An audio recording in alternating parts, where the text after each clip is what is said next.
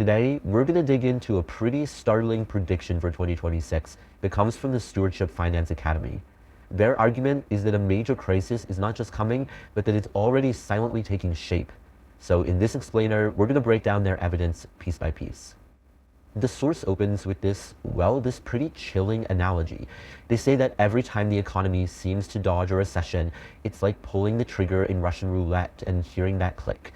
But here's the thing, that doesn't mean you're safe. It actually means the odds of a catastrophe on the next pull just went up. The point is, ignoring the warnings doesn't make the danger go away. It just makes the inevitable outcome that much worse. And that leads us right to the big question they're asking. Is a major financial crisis on the horizon for 2026? According to the Stewardship Finance Academy, the answer is a firm yes. And they're not just guessing. They've laid out 3 very specific clues to back it up. Let's dive in and look at each one. Alright, so clue number 1 is what the source calls the broken rule. Think of it as a fundamental law of economic gravity. And when that law gets broken, well, history tells us that things are about to get very, very messy. That rule is all about something called an inverted yield curve. Okay, so normally, if you lend money for a longer period, you expect a higher interest rate, right? More risk, more reward. Simple. But when the yield curve inverts, that entire logic gets flipped on its head. The market suddenly starts paying you more for short-term loans than for long-term ones. That's a massive red flag that signals deep fear about the immediate future. And here's the real kicker. This isn't just a theory. The source points out that this indicator has a nearly flawless track record. An inverted yield curve has shown up right before every single major US recession, all the way back to the Great Depression and right up through the 2008 crash. It's about as close to a crystal ball as you can get in finance. So you're probably wondering, okay, has this happened recently? Oh yeah, big time. As you can see here, we just looked through the longest, most sustained yield curve inversion in history. It started way back in late 2022 and didn't stop until January of 2025. This wasn't just a blip, it was a record-breaking siren. Now, it's so easy to look at that and think, it's over, crisis averted. But, and this is crucial, that's where most people get it wrong. History shows the recession doesn't happen during the inversion. It hits 9 to 24 months after the inversion ends. So the end isn't an all-clear signal, it's the start of the countdown.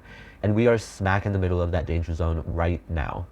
Okay, moving on to the second clue, which the source calls the hidden signal. Now, don't let the name fool you.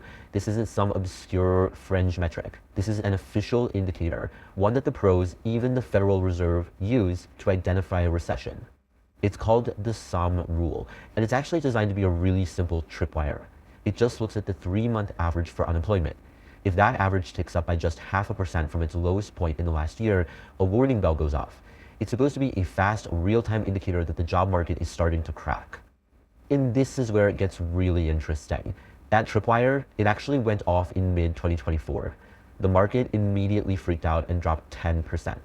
But then officials were quick to come out and call it a data glitch. Blaming it on weird stuff happening in the labor market after the pandemic. The message was pretty clear. Nothing to see here, folks. Move along. Maybe you could have bought that glitch excuse, but then something else happened that makes it a lot harder to ignore. In October of 2025, the government shut down, and that brought the collection of economic data to a screeching halt. It basically threw a thick fog over what was really going on in the economy. So here's the bottom line from the source's point of view. They argue that if we weren't flying blind without that data, the sum rule alarm would be blaring right now. Their claim is radical. The recession isn't coming, it may have already started, and it's just being hidden behind a wall of bad delayed data. This brings us to the third and final clue, and it's all about that old saying, follow the money. Forget the official statements and press releases. The real story is in what the financial giants are actually doing with their billions of dollars. Actions, as they say, speak louder than words. Just look at this chart. In 2024, JP Morgan had a whopping $409 billion parked at the Fed. A year later, by late 2025, that's plummeted to just $63 billion. That is not a small shift. That is a gigantic move. So the billion-dollar question, or in this case, the $346 billion question, is where did it all go? Well, they moved it into long-term US Treasury bonds. And you absolutely have to understand what that means. You only make a move that huge for one reason. You are betting the farm that interest rates are about to collapse. And the only thing that forces the Fed to slash rates like that is a severe economic crisis. And it's not just JP Morgan. Over on the other side, you've got Warren Buffett, who's been hoarding a record-breaking mountain of cash. Why? He's waiting for a market crash to go on a shopping spree and buy great companies when they're cheap.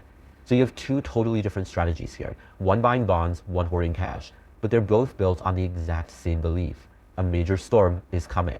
So, okay, let's just step back and put all three pieces of the puzzle together. First, you have the inverted yield curve, the most reliable recession predictor there is, which already went off. Second, you have the SOM rule, an official tripwire that's likely been triggered but is hidden by bad data. And third, you have the smartest money on Wall Street making massive moves to prepare for a downturn. So when the Stewardship Finance Academy puts all this evidence into their models, what number do they come back with? They calculate a greater than 75% probability of a major economic event happening in 2026. I mean, let's be clear, that's not a small risk. That's a huge blinking red warning based on their interpretation of these signals.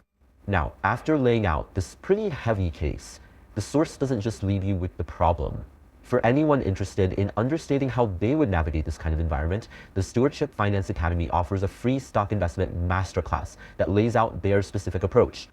So there you have it, the three clues, the whole case for a potential global reversal in 2026. Just as the source lays it out, the evidence as they see it is on the table.